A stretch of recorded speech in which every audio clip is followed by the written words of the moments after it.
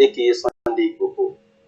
Uh, First, before you came to Nigeria, you started in London, uh, doing some live broadcasts and talking about, this is what is going to happen. We are coming to Nigeria. We must achieve it now, now, now. I mean, you had expectations before you came in, apparently. Now, before you came in, what were the expectations? When you came in, what were the things you met different from your expectation? And what are the lessons that you feel, okay, these are the things we need to begin to tweak from here? Let's start it with that. Well, thank you very much once again. I mean, I would say my colleague, apart from being a media and a journalist as well, the only difference is, people say we are not one. I always say it doesn't matter. Media will always be media, and I do appreciate the good work that you are doing back. I will use the phrase Nigeria so that we do not confuse our audience this afternoon. But as much as I call it Location 9, and I'll give you the reason why it's called Location 9, which is another big brother in the media that gave us that link of why so many people are using Location 9. Nobody even knew the genesis of where Location 9 started, but there's an uncle called Frank Bello that has given us the background to that, but I will explain that later. Once again, I do appreciate this time that we're going to be engaging, interacting with your audience around the globe, because I could see that you're also one individual that have done so much. When we talk about humanity, using our platform to engage people, it's not an easy task. What are my expectations? I'm frequent to Nigeria. Let us remember that in the first instance. You did talk about APN and APC in Ogun State. And to be honest with you, when I came into as an observer during the last general election, I arrived into the country just about 72 hours before that election, until we woke up in the middle of the night. Some of us were awake, but people were waking up to realize that the election has been postponed, for whatever reason. But I did my electoral observation for the governorship in Ogun State, and we almost got lynched at some time. But so that means, my expectation in Nigeria is somebody that is frequent, in Nigeria, and I do know, there's certain condition of things since I've been coming home in the last since 2015. So I'm not somebody expecting too much, when I was coming back again in January, which we might discuss during this interactive section. But again, those expectations is not different from part of what we see on your platform that you talk about, we read on the news. And the beauty of what we are doing today is we do not need to literally have those big, communication gadgets. How did it all went through? Did it play out according to the expectations and plan? All right. Thanks very much for bringing that back on. You're quite right. I was so eager when we started the movement last year, to get into Nigeria as quickly as I can. But there's this fear in the minds of millions of Yorubas that were kind of like, because somebody of my as a frontier of this movement, they were a bit worried.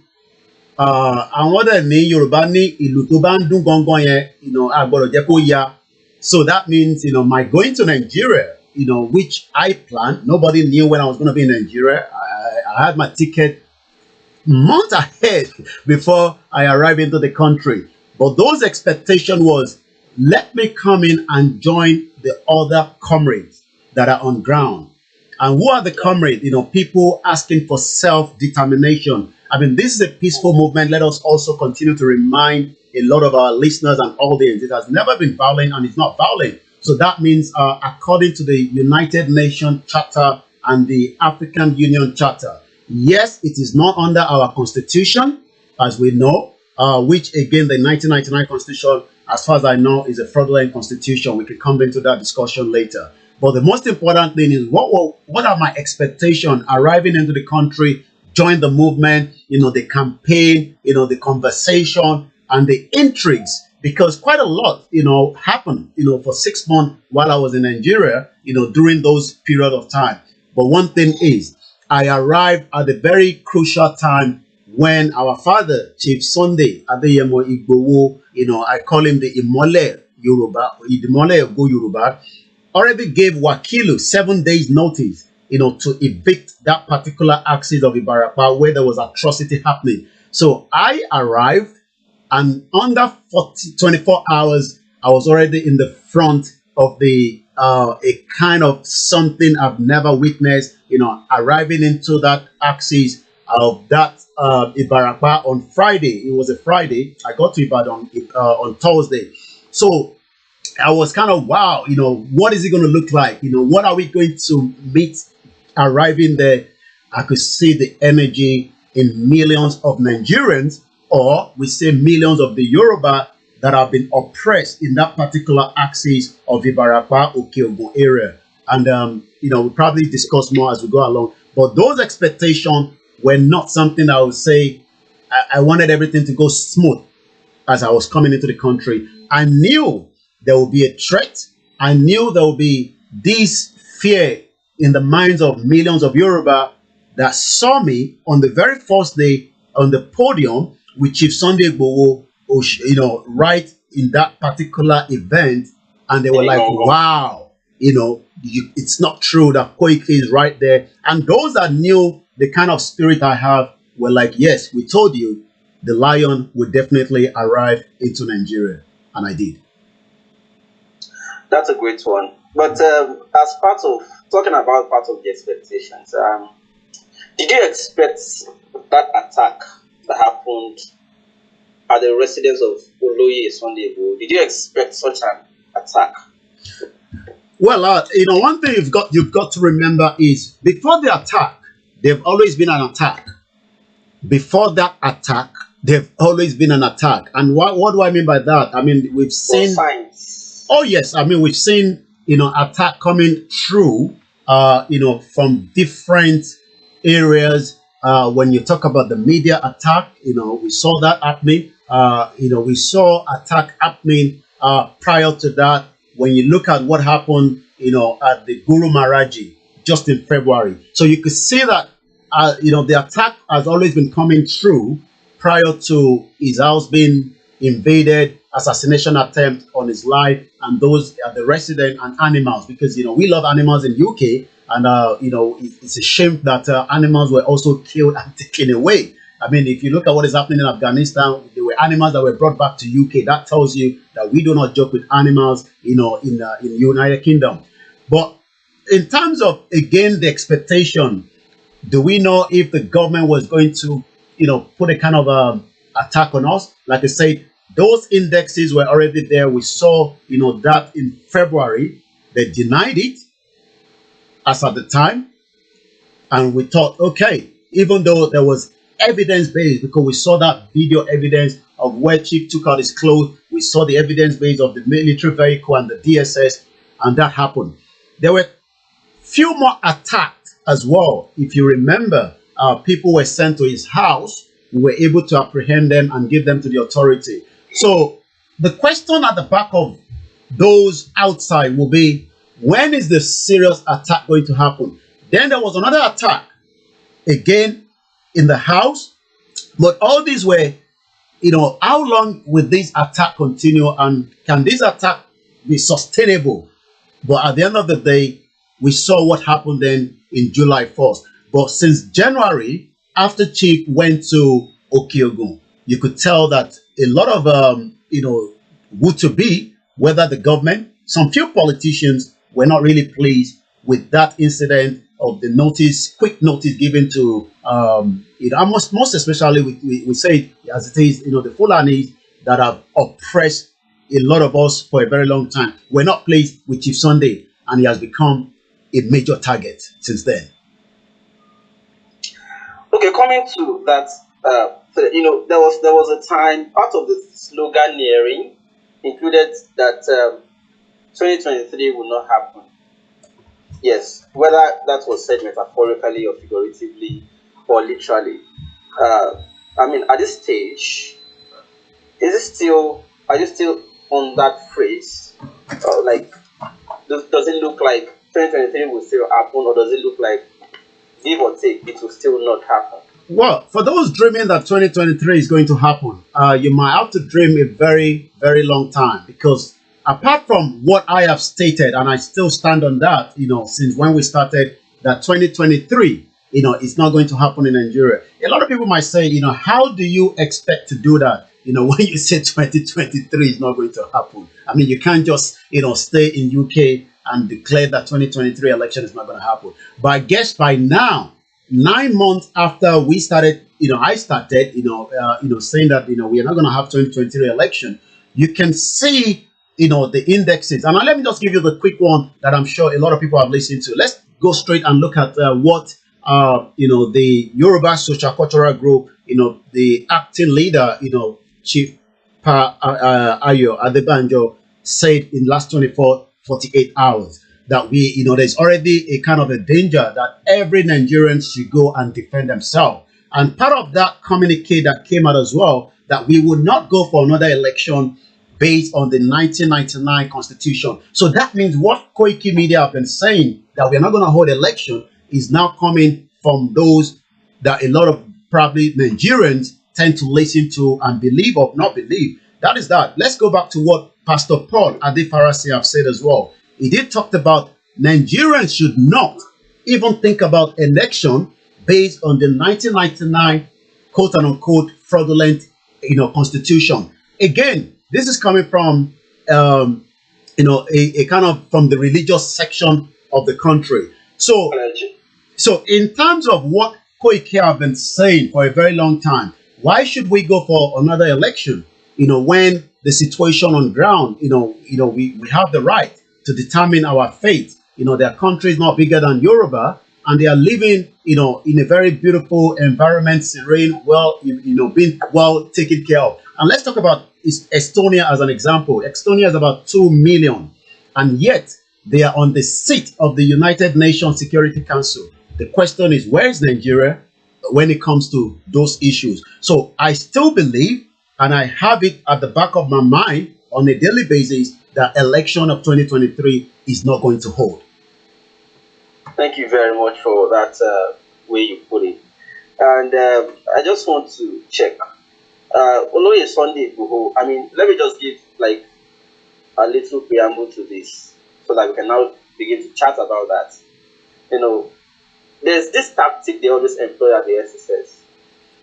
And anytime they want to stop a particular agitation or movement, they just go for the leader, pick the leader, and the tactic is strike the shepherd and the sheep will scatter. So whenever they want to stop a movement or an agitation, to silence people, they just pick the arrowhead. And when they did with Shore, comrades decided to multiply themselves in different forms and then went out again. So after a while, they saw that, even though they picked Shore, people are still going out. Even they picked them on the 3rd in order to stop the August 5th rally. But the rally still took place, even while Shore was in detention. So meaning that the message went out that it is beyond Shore. Shore is just trying to be the face of it. All right. After they picked people, there were press conferences, there were further rallies, there were further agitations, there were further protests, there were further. So when they saw that it was more problem for them holding Shore, they felt like, oh, let's just leave the guy. And then they tried it with Nnamdi Kanu. Even though they sit at home, sometimes they say they relax it, and at other times they say, but they want to just see that everything settles by holding him down. And I remember I told a few persons who called me from abroad to say, oh, how about this Oloye Sunday? I said, well, I understand that they want to make sure that the noise about Oduduwa nation goes down. That is why they picked him, or they tried to harass him. So the moment they did that and they saw that it is going down, they will not likely want him out any soon. So I feel, for me, I'm just saying, I feel, for instance, that there should be other people like coming out, doing more, so that they feel they can have the message that it is not about Oloye Sunday Igboho. He's just one of the faces. but the agitation is still there and people are still trooping out. In fact, that is the best way to get him out quickly.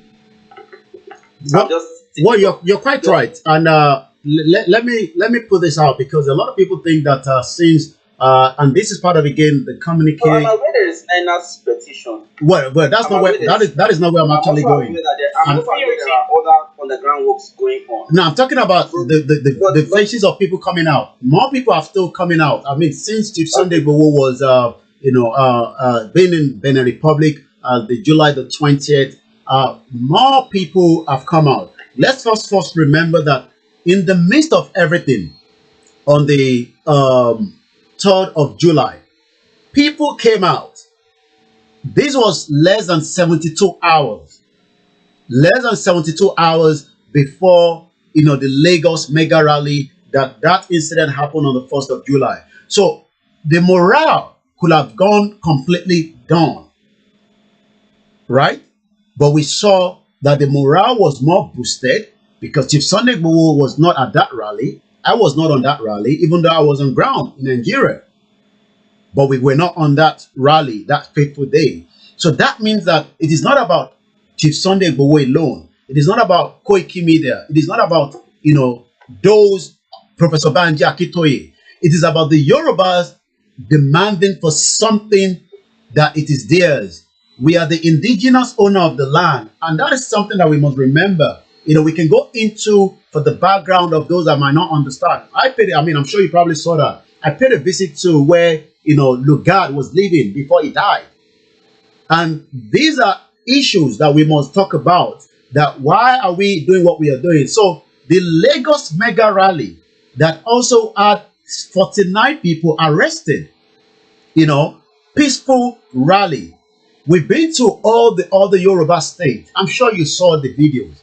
It has never been violent. The crowd were marvelous. Yes, we might have issues in and out, but one thing is all the rallies that we've done from Offa, to Ogun State, even the smaller rallies, it has always been peaceful.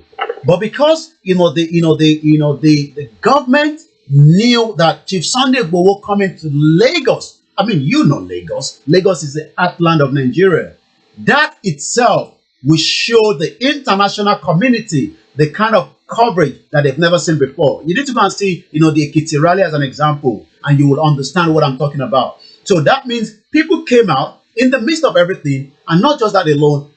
One person out of every state that we've been to was killed, and that was Jumoke Oyeleke. That shows that Lagos State governor, Lagos State government knew that our presence in Lagos would definitely make a big impact. So yes, you're quite right. Showore has been, in Abuja for a very long time, and some of his followers in UK were making sure that the president visit was not comfortable for him. I'm sure you saw some of the videos. Constantly they were bringing police at the Nigerian High Commission in London, but eventually so that shows that the revolution that Showore is fighting for, as an example, has never ended. Just like, as I said to you, Mazi Nnamdi Kanu was kidnapped. We please do not use the word arrest. He was kidnapped. Rendition is what took place. And that itself is a crime. Even America, as big as it is, will never go and kidnap somebody and bring them back. But that's a different story. But since Mazi Nnamdi Kanu was also kidnapped, all his followers in the United Kingdom have been going to number 10 Downing Street on a daily protest. And that also had impact when Chief Sunday Igboho's house was picked as well, and 12 people were taken away until we have 8 of them back. So that means, yes, these are the faces that the government knows that they are the pusher, but that doesn't stop a movement, because a movement is not about one person, but we must have one bold person that will be the front face of the movement, and that is why Chief Sunday Igboho has been a big target ever since his face came out, as somebody that believes, and he still believes in, and I'll give probably a bit of that statement before the end of this program. Okay, great. Talking about your expectations, the events, and now, I'm coming to the last phase of that particular question now, which is the third tail of it.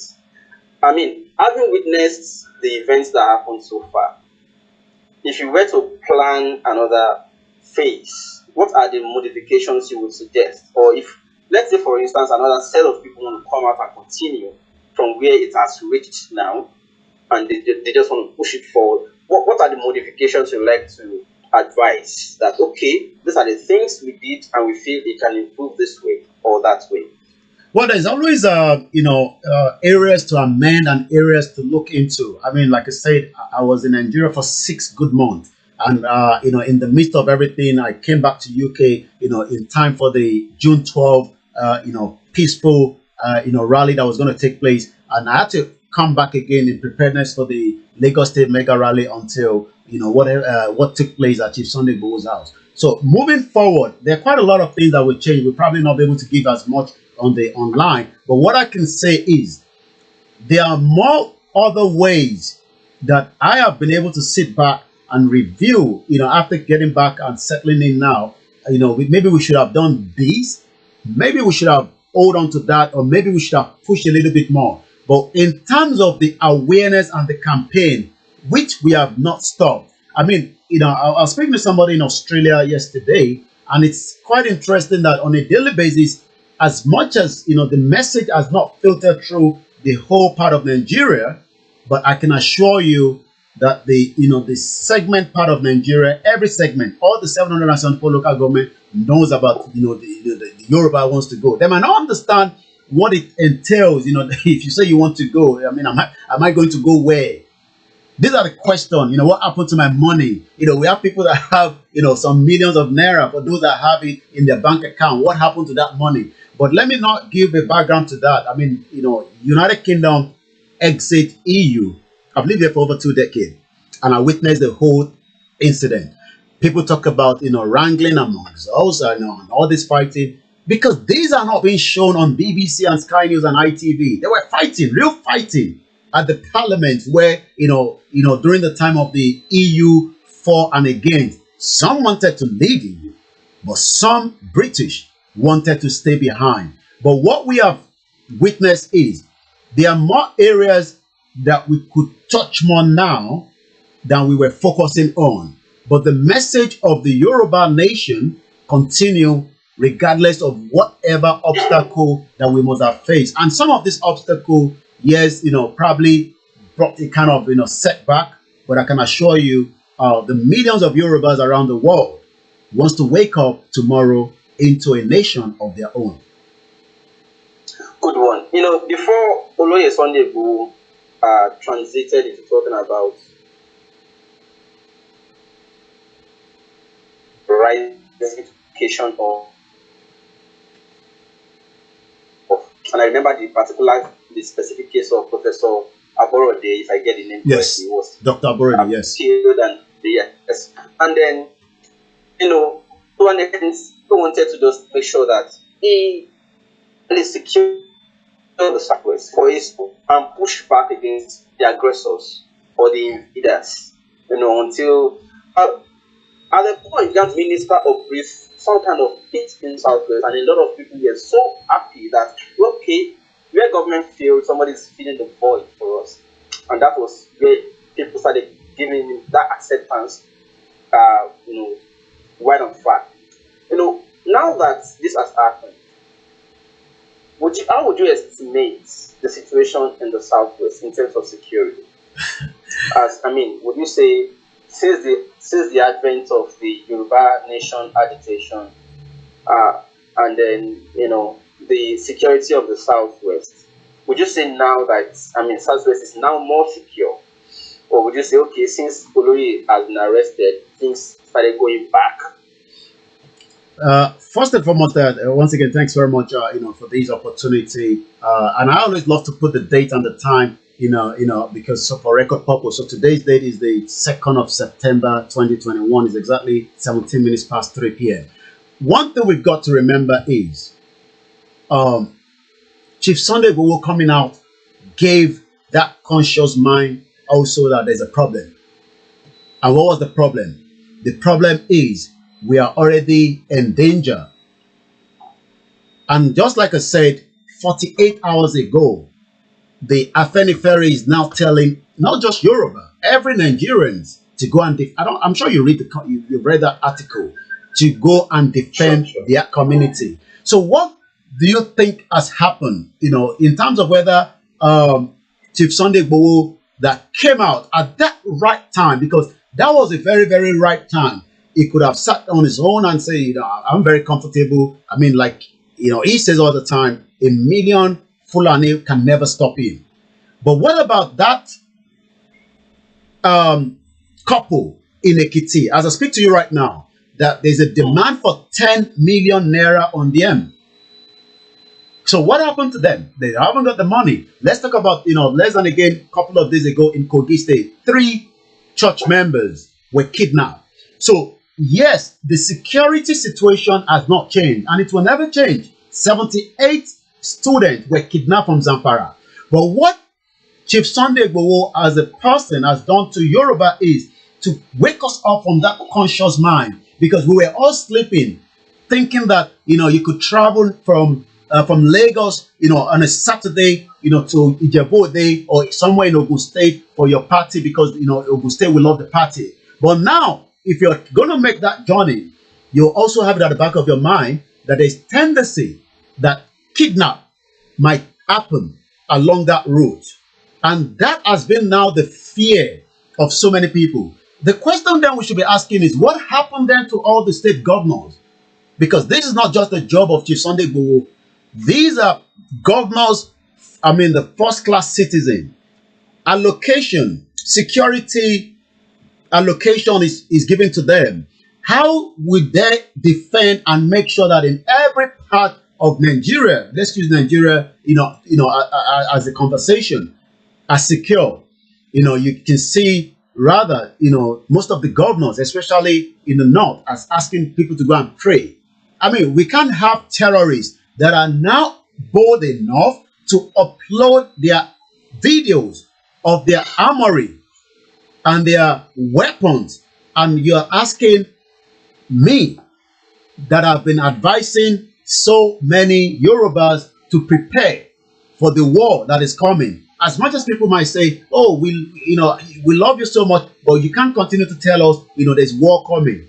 But now, the social cultural pan group, Afenifere, is now telling us, go and defend your community. So Chief Sunday Igboho was a voice that we needed at that time. Professor Banji Akintoye have been talking about it, but Yorubas were probably like, these are professor, he's probably not saying what we are saying. Showore was talking about it. It might not be in a way of the attack, but he was talking about it from the revolution now that the system is collapsed. Mazin Amdekano was discussing it. We were like, oh, he doesn't like the Yorubas. And at the end of the day, that voice that we needed, that energy that we needed, arise. And that is Chief Sunday Igboho. And a lot of Yorubas woke up from their slumber. Yes. I remember a lot of people began to say, Fulani is not any more of a threat to Olayomi Sunday Igboho, but his own Yoruba people, And after his arrest, the first time it was his former house that was burnt. Later we started hearing of other attacks, and most of the people who actually criticized and even attacked or opposed him were the people he thought he wanted to liberate. More of. So now we started hearing that even the invasion of his house had some elements of, connivance with some Yoruba people. And then later we started hearing of, he was betrayed even up to the point of departure in the Republic. And all these fingers pointed at Yoruba, Yoruba, Yoruba. So a lot of people have been trying to use that as a talking point to say, you can't fight for Yoruba. But I want you to make a remark on that one. So, do you agree? Before I come into that, if you're okay with me, is a minute 3 seconds. This is what Fela Nicola Kukuti said, the legend himself. Okay. Let's hear that. Okay. When you are revolutionary and you talk the truth, people will come and slap you down. Then you talk the truth again, they lock you in jail. Then when you are very strong and you talk again, they may kill you. They may even burn your house down. Burn down your house like they did to me. Burn my house down at home. Now, when when they burn my house finish, some friends who are very, Africans know they are very afraid of life. Hey, cover yourself. Don't talk truth again. You see, they come and tell you not to say the truth again. Then I tell them, I say, them never hear anything at all. Then go hear, pansa, pansa, pansa. And that is, and I guess that just answer, the question. So yes, people might say, that, Ìjà Yorùbá ṣe gbéjà, ẹ lè gbéjà Yorùbá, ẹ wo bó ṣe balẹ̀ bàbá tí. You know what he said to me in the midst of all that? Because, I'm someone, as you know, very, very close with him. Yomi, gbogbo yan matter. Ìbílẹ̀ ló bàjẹ́, ọkọ̀ ló bàjẹ́. Let's talk about the millions of Yorubas that are in danger on a daily basis. And that is the kind of love he has for his people. I mean, this is somebody that is not worried about his own life. He's more concerned about, and this is what we call humanity. Humanity in us does not literally mean, somebody like you're doing an humanitarian work. If people do not know, you're talking, people might not agree with you all the time. But one thing is, it's not just the Yoruba tribe alone. Every tribe has their own issues. I just told you, go to it's just that, it has actually, UK is actually out now. But if I still go to central London today, I still have people that still want to go back to EU. They're still fighting for it. And also people come in and attack them there and say, no, we're not going back. We're out already. We are out. So that means, we must understand that we will have some Yorubas, not literally the Yoruba in diaspora. We still have some Yorubas at home that believe that, it's about leadership problem. It's about, the corrupt system. We can fix all those problems. But the genesis and the root of the problem, is this amalgamation. And until we first make conversation on that, I was at the Tottenham Stadium on Sunday. Tottenham Watford was playing. And I was looking at the stadium, all brought together, established in 1882. Think about it. Some of what we as Yoruba people have in 1882. If only we have continued on that genesis, I'm sure we would have been a top mark. But what happened is, 1914 amalgamation brought us into what we call a union. I don't want to use the word, people say when you're in a marriage, it is not, we're not in a marriage. It's just that we were forced together, and now we are trying to say, if it's allowed, why not? So why should we continue, to be in this union that is not working? I'll come back again to you, but there's a question that I'll probably want to ask some of our viewers. I can see my brother there, Valojo, out there, and I can see so many of you joining us. Please don't share the program as well. And like I always say, thank you very much, for bringing me on board. So, but one thing we've got to always remember is, if we do not do it now, Nigeria itself is not the issue. The issue is we have been brought together, and that union of these, what even brought us together in 1960 as an independent that we got in 1960, that has already collapsed because it was a regional government.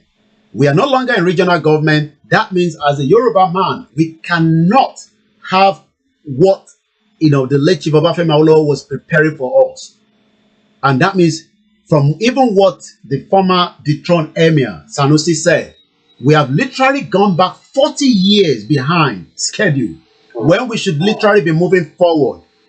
And let me just give you a quick example. If truly a papa that is generating millions of naira dollars for Nigeria, and yet if I want to go to a papa now, you will have to think about it, because it's not just the gridlock, it's about the shenanigans that is happening there. And at the end of the day, this is in the Yoruba land, and we must say it belongs to us. Look, we can still have them using the port, but you'll have to pay for it if you have to use it. And these are issues. So yes, people will say, Ija Yoruba is no. It's not about Ija Yoruba. I am living in this country because people fought for it. And the reason why I have the kind of freedom and leverage because everybody must have a leverage. But a system where students get picked up at random. As I speak to you today, university students are being picked up, and labeled, but they haven't got the leverage of the same people that fought some years back for the benefit of even the British citizen, not to talk of, those that came in, and joined them along the line. Let me just assume that this assuming without conceding. And that is to say, yes, I agree that the 2023 election again will be a disaster. Yeah. But let us assume without conceding that the election therefore happens in 2023. And then maybe a lot of people boycott it because they do not trust the system or they don't believe it will turn out to bring anything better. A lot of us, maybe for instance, assuming without considering, boycott the election, we do not vote. And they still bring together their own people, their regular voters markets, and they still perpetuate them. Maybe this time, they now take Buhari away. Of course, he will have to leave at some point.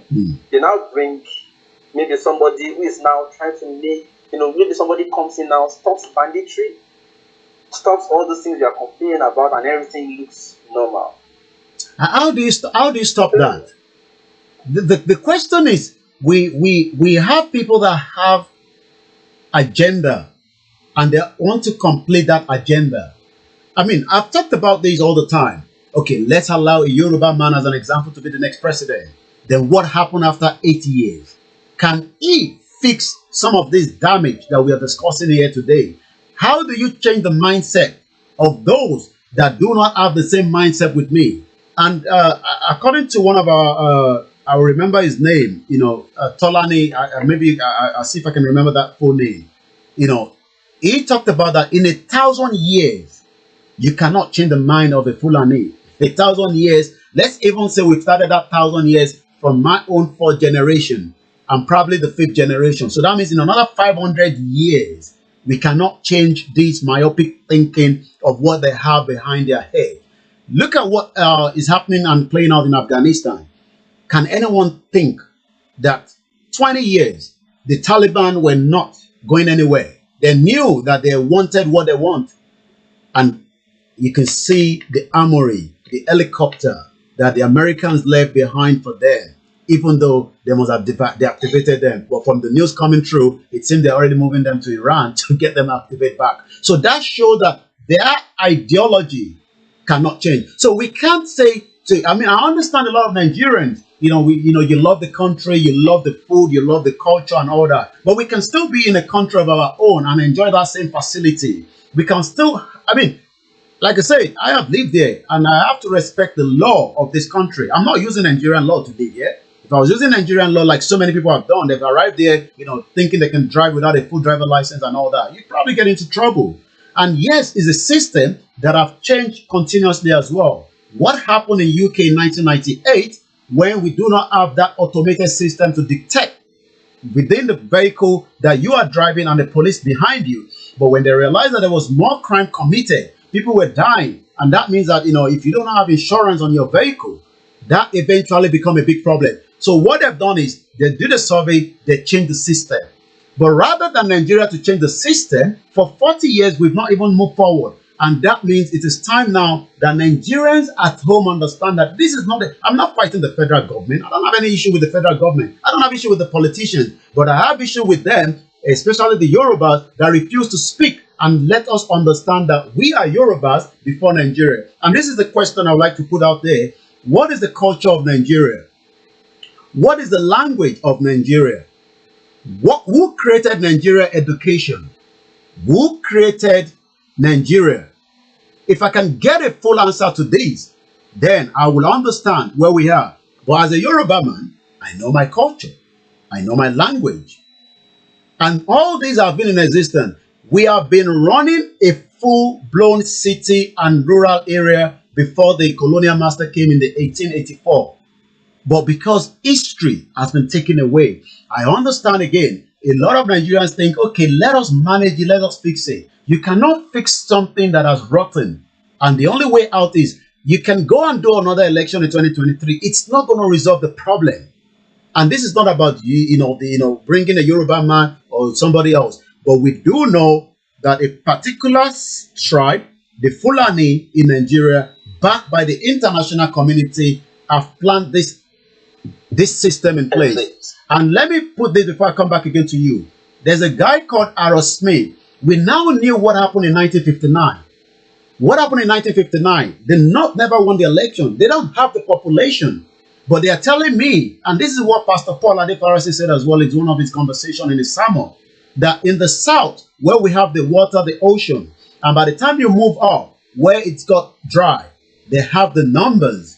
The reason why, they are more interested and they were able to take more atrocity on Yoruba, in our territory, was the Atlantic Ocean that we have. And there's a lot that we still have, but because a lot of people think that, as a student or I was listening to, channels, and they were discussing about the liquefied gas. And you can hear that again, it's just so many issues. Every tribe should go and develop. And then if I want to live in the North, I don't need a visa. You probably know, we won't need a visa, but there will be a kind of a system that will be in place. Then I can stay there and I'll respect their law. If they tell me you cannot do piggery, I would know that I don't have to do piggery business, but I can bring it down to the Southwest. So it's not about 2023. It is not about 2023. It's about the next generation that must not go through what we are discussing again. Well, a thought was put forward just recently that whether we agree with the Northerners or not, that the Fulanis are foreigners. They are aliens in Nigeria, that they were brought in for a purpose, all right? So that they are only enjoying the backing of the person at the apex as we speak right now. That the moment that one is pushed out or expires, we'll be able to know how to handle that situation. Yes, you said you already touched it that repairing all those damages will not be easy, right? But then don't you think, yes, as we speak right now, we are still Nigerians, and the North is part of Nigeria. The North is currently being ravaged by these so-called aliens who are Fulanis, who are not even Nigerians. So there is a thought that why not first let's rescue our country collectively? Yes, like the North is still part of Nigeria for now, and then at least if we rescue the whole country from these aliens altogether, first of all, we may then come back to start tinkering with, okay, like for instance, I've identified a very major issue, which is the 1999 Constitution. If we can work on that Constitution, the people who are still ruling this country are making it. All right, let's not make mistake. You can't work on that Constitution. Let me land. I'm bringing it somewhere. I'm only putting forward a particular thought before I use it to frame a question. That if we can work on, even till now, the people who have been ruling since are still the people there. They were in the military, they came back in Agbada, and they are still there. That it is because we have not really had government that is really for the people at any time in history that we are still where we are. That if we can try to take their constitution, destroy it, chase them out, and have a good government, we can have a government that has a constitution that respects your right to even self-determination without being invaded at home midnight, or killed, or sent out, or attacked, or whatever.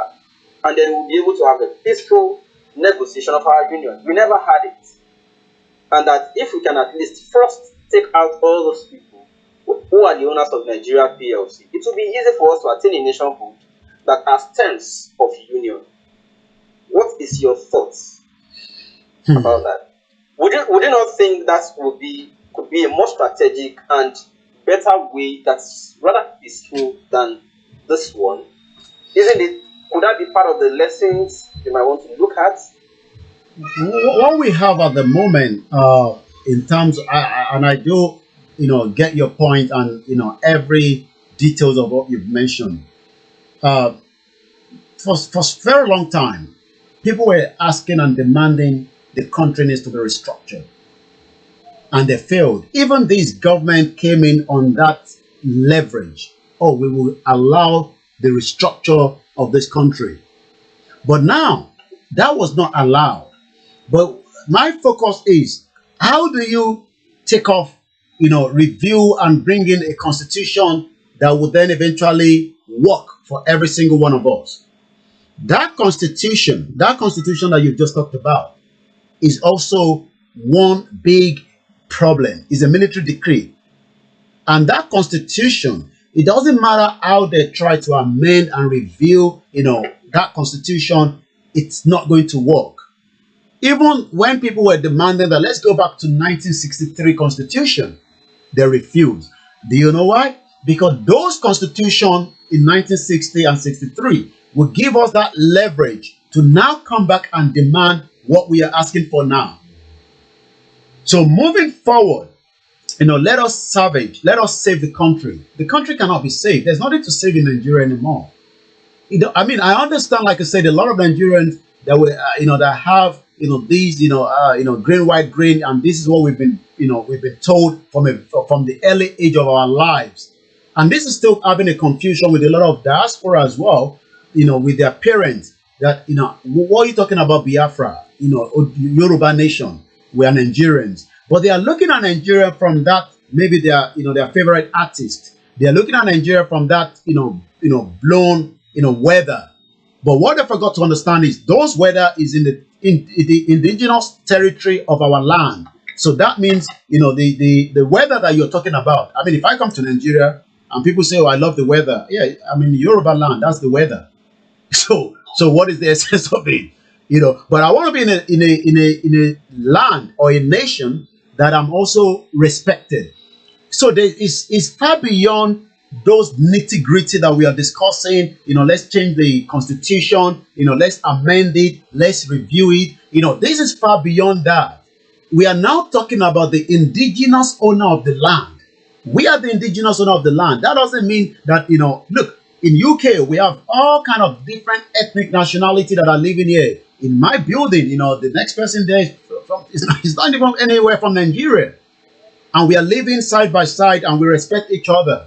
I know that, if I'm doing a program like this in the night, I know how to control the sound because I do not want to disturb my neighbor. I don't have to be told.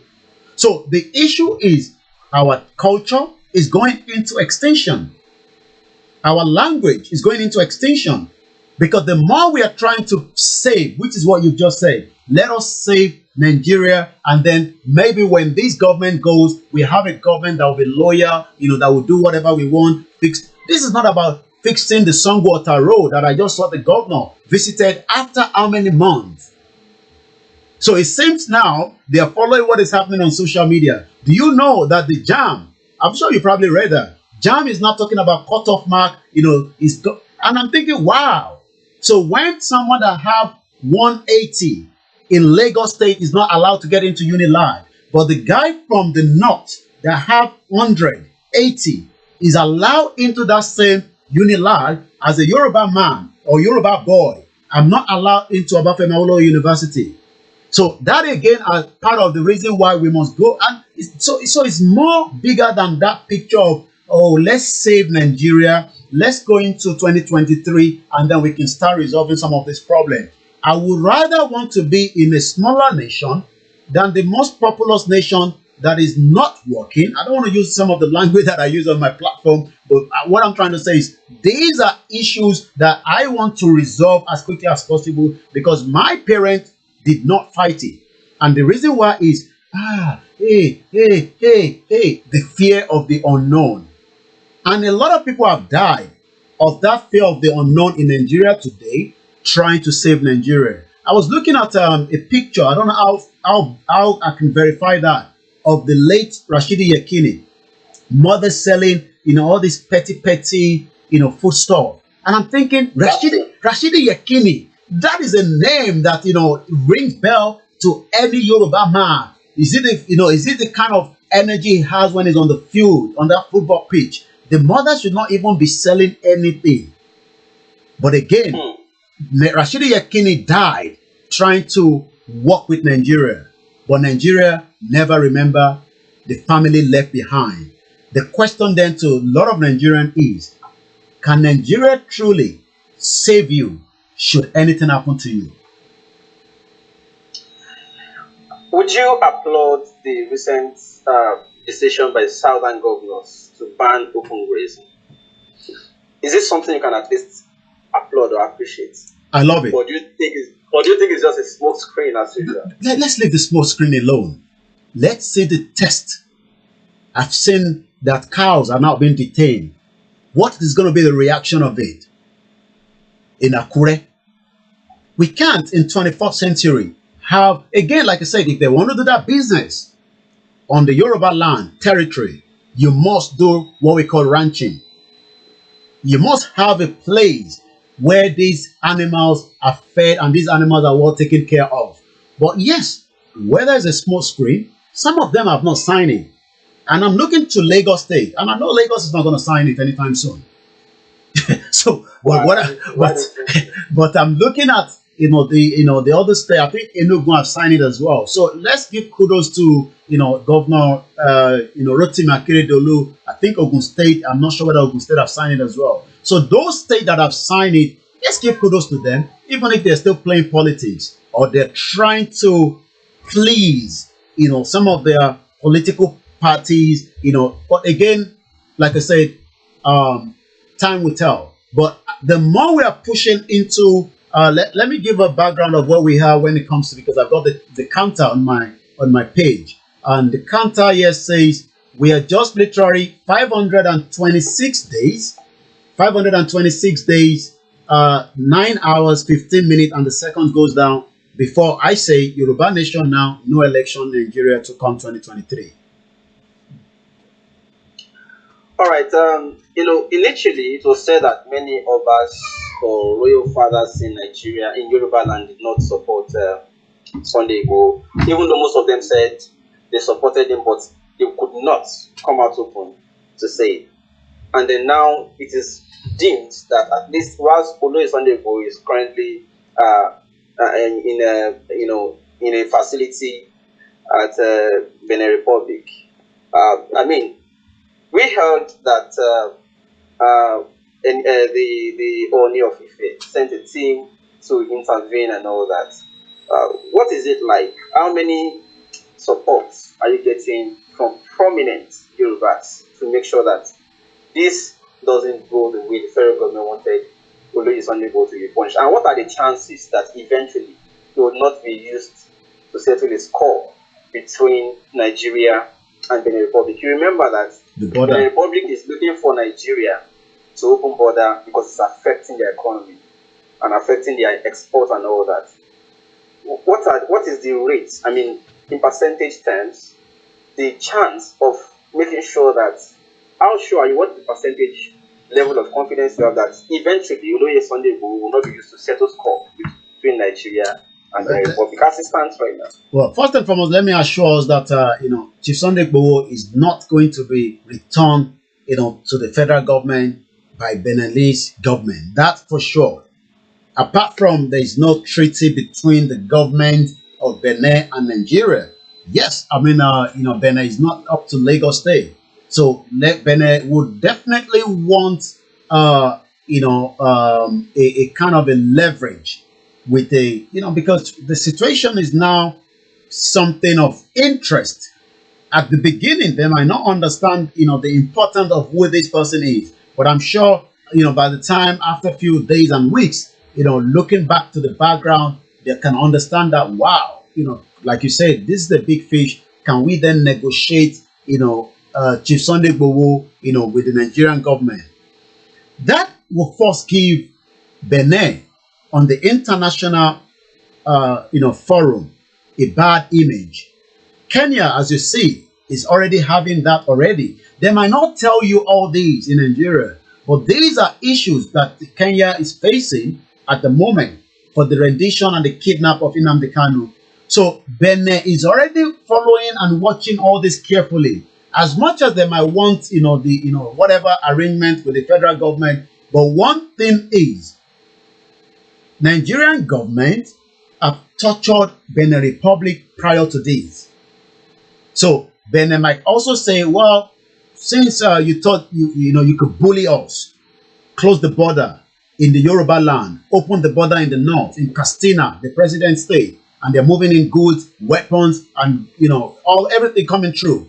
but the one that is closer to us in in the southwest were all shut down for a very long time. So what I can tell you is, what are the the royal fathers, the monarch, in terms of what you said? Let's give kudos to the royal monarch in Benin Republic first, because they understand again the importance of Yorubas. So they stood their ground. And the difference between Nigeria and Benin is the culture, the tradition is still very, very valuable. So the president in Benin understand that already. And since the monarch and the traditional rulers in Benin Republic have said Chief Sunday Igboho Omowani is our son, that have also put a kind of okay, who is he? Omowani Bawo is a Yoruba man. What is he fighting for? He hasn't taken any harms against the government. This is not something that there's an evidence base to say, oh, we have taken harms against the government, and yet the government is running after his life. So that means that safety of where it is at the moment is the reason why the country would also have to be careful. So in terms of our royal monarch at home, oh yes, we have been getting those support. Some of them might not speak out because we understand the situation, but most of them are giving their backing, and that's all I can tell you. Okay, one last question for now. I mean, I'm sure that subsequently we'll come back again to continue to have this kind of conversation, like exploring the beauty and the values of the Yoruba culture, tradition, and the rest of them. But one last one for now. I mean, this is just on a lighter note. On a lighter note, a lot of people say, Koiki came from Europe, came to join Oloye Sunday Igboho, so what a message, like, and I've also heard you saying lately, advising people to go and prepare, and look barati, and not repad and not leave, everything, whatever you can do to make sure that you get yourself fortified. What exactly are you advising? What are you a Christian or a Muslim first? I believe in everything. Everything, okay. Yeah. So, what advice? The point is, we've got to understand that again, this is still part of our culture. So when you tell people Elogbaradi, people kind of like, okay, but I'm sure a lot of us, at some point in our life as we were growing up, was in Berefoa. So that means, there's nothing big in that. But now, when you also go and do 7-day fasting, so it's just again a kind of a safety for your own inner self.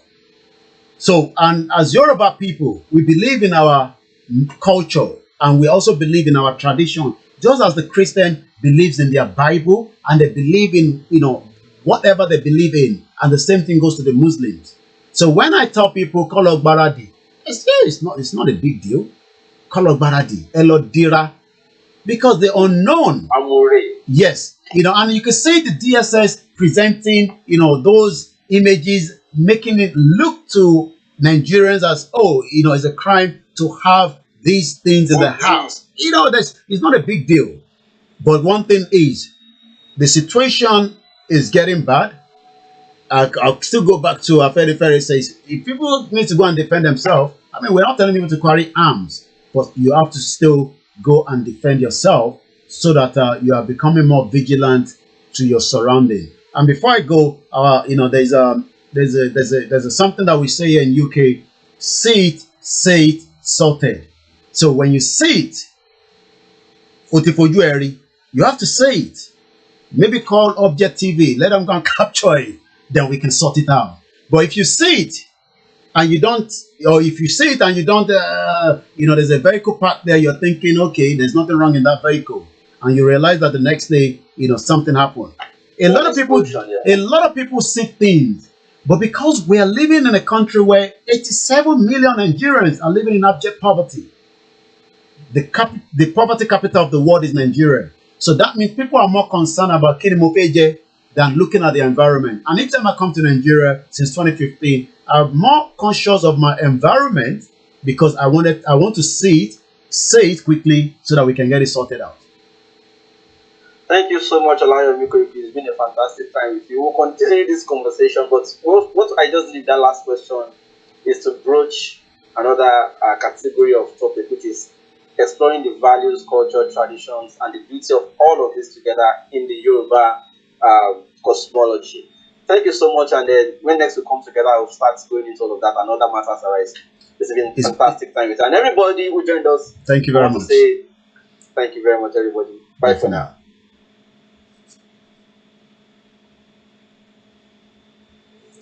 All right.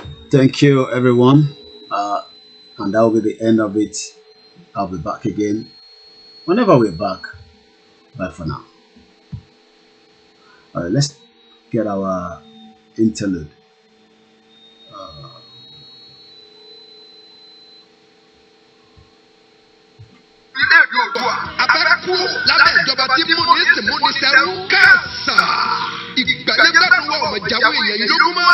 Ojoojúmọ́ ni wọ́n dá mi wá nígbòdò ọ̀pọ̀ àwọn ọmọ tí ò bá wúlò fún ọjọ́ ọ̀la àwọn òbí wọn ni wọ́n ti rán lọ sọ́run òjijì ẹ wò ó bí wọ́n ti ń pawọ́ fi dúkìá wọ́n ṣòfò ọ̀pọ̀ àwọn ẹ̀tọ́ tá a láǹfààní sí ọ̀nà wọn fi ń dùn wá táwọn máa bá a báyìí ni irọ́ ni ó àní gbà torí bí bá ń lọ báyìí ẹjẹ́ àyà mọ̀ pé ọjọ́ ọ̀la wa àtàwọn ọmọ wọn wà ní ewu ọ̀rọ̀ tó sì wà nílẹ̀ yìí gbogbo wa lọ́kàn ṣé Yorùbá bọ̀ wọ́n ní mi ò ní wá kú kì í ròyìn ilé bàbá rẹ̀ jẹ ẹtí ó sì joyin náà pátá kò ní wẹ́wà ké gbogbo wa pátápátá nílẹ̀ káàrọ̀ kiri lọ̀rọ̀ ikọ̀ ìdálẹ̀ ọmọ Yorùbá ló jẹ wá lọ́dún ìdí èlé táwọn ọmọ ẹgbẹ́ ajìjàgbara lágbàáyé fún ìdásílẹ̀ Yorùbá ẹ̀ka ti orílẹ̀-èdè Amẹ́ríkà àtàgbègbè ẹ̀ lábẹ́ àkóso àti ìdarí emeritus and professor Banji Akintoye leader of Yoruba land and ìlànà Oòduà worldwide àtàwọn ikọ̀ wọn tí wọ́n fi ṣe àgbékalẹ̀ ìwọ́de ńlá ọlọ́jọ́ mẹ́ta 3 days marathon mega rally in Washington DC lórílẹ̀-èdè Amẹ́ríkà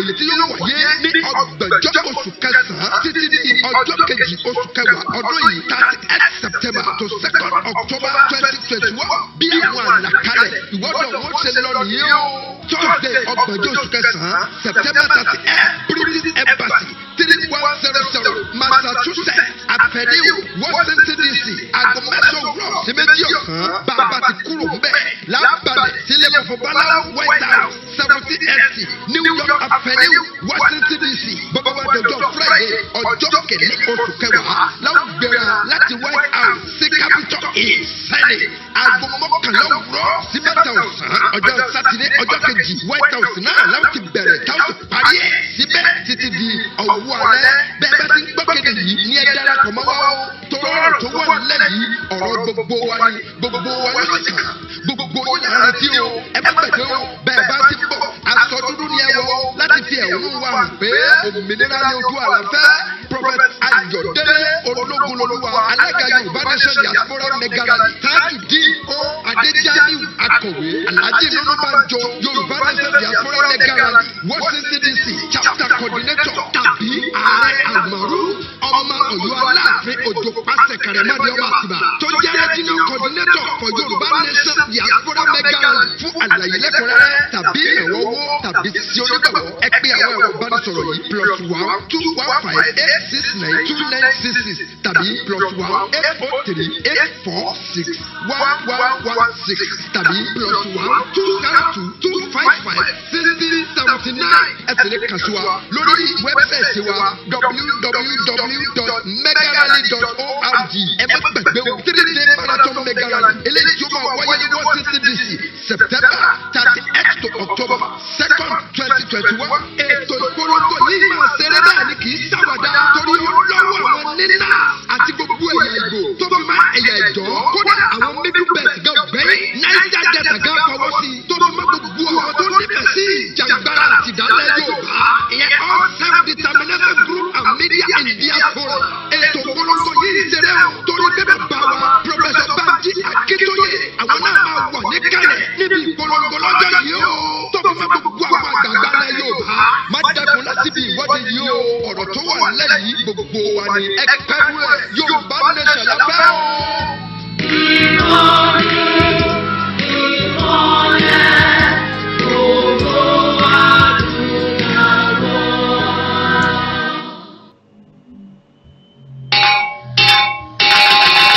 Àtọ́jú wa ní gbogbo ọmọ Yorùbá fún ìtẹ̀síwájú